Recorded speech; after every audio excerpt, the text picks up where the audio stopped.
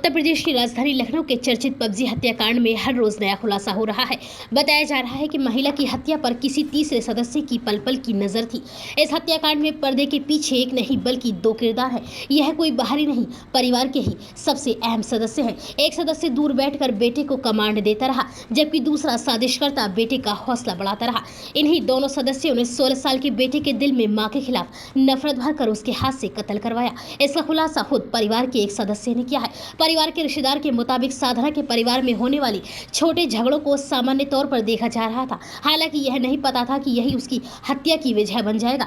हत्या के बाद परिवार के इस सदस्य की तरफ शक गया था। सबूत मिलने तक इंतजार किया। अब पुलिस जांच भी इस तीसरे किरदार के काफी करीब पहुंच चुकी है। हत्या वाली रात यानी 4 जून की रात 2 बजे मां की हत्या करने के बाद उन्हीं की स्कूटी लेकर नाबालिग बेटा किसी और से मिलने के लिए गया था। पुलिस ने घटना के इस पहलू को मीडिया और रिश्तेदारों से छिपाया था। इसका खुलासा तब हुआ जब 10 साल की बेटी परिजनों के पास पहुंची और उसने बताया कि भाई उसे दूसरे कमरे में बंद करके बाहर चला गया था। पुलिस ने पता लगाने का प्रयास नहीं किया कि मां को मौत की नींद सुलाने के बाद तुरंत बाद बेटा आखिर किससे मिलने गया था। यह कोई और नहीं बल्कि वही साजिश रचने वाला परिवार का अहम सदस्य था।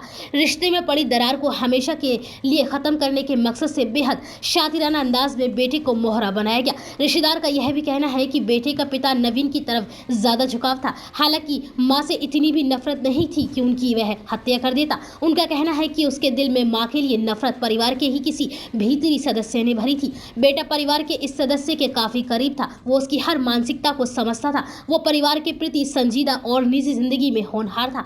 उसकी इसी समझदारी का फायदा उठाकर परिवार के उस सदस्य ने बेटे को मां का कातिल बना दिया। नजदीकी रिश्तेदार ने यह भी खुलासा किया है कि आरोपी नाबालिग बेटा पहले से ही पिस्टल चलाने की ट्रेनिंग ले रहा था। ट्रेनिंग के बारे में उसके पिता को भी जानकारी थी। पिता भी उसको अपनी लाइसेंसी पिस्टल निकालकर कई बार हवा में प्रैक्टिस करने को कहते थे और उसने कई बार ट्रिगर दबाने की प्रैक्टिस भी की। आरोपी नाबालिग लड़का कई दिनों से पिस्टल चलाने की प्रैक्टिस लगातार कर रहा था। वह अपने दोस्त के पिता के यहाँ भी पिस्टल पकड़कर चलाने की ट्रेनिंग कर चुका है। घर में रखी पापा की विदेशी पिस्टल से भी कई बार उसने निकालकर हवा में निशानेबाजी की है। इस रिश्तेदार का यह भी कहना है कि साधना की हत्या के लिए पहले कानूनी दावपेच का ताना बाना बुना गया। हर तरफ से बचने का उपाय निकालने के बाद साजिश रची गई। मासूम बच्चे से मां की हत्या करवाई गई और दादी को दूसरे कटघरे में खड़ा करके उनकी तरफ से मुकदमा दर्ज करवाया गया है। रिश्तेदार का यह भी कहना है कि वह मुख्य आरोपी को उसकी चाल में कामयाब नहीं होने देंगे। बेटे ने गोली चलाई और वह कानून के शिकंजे में है और अब जल्द ही वो साजिशकर्ता भी सलाखों के पीछे होगा।